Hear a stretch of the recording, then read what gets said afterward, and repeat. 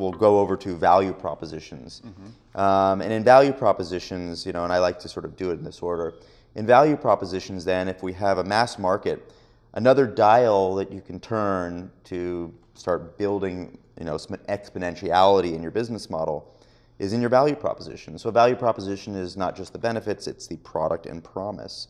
When you start to build information-based offers, right, and it's really information, not just data, but information that you're using as part of your value proposition.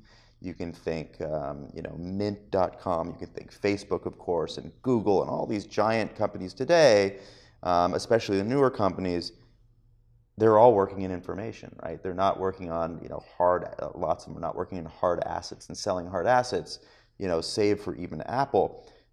They're selling mostly information, and even Apple, one of their biggest businesses is iTunes and the App Store, and those things. Those are totally information-based offers, right?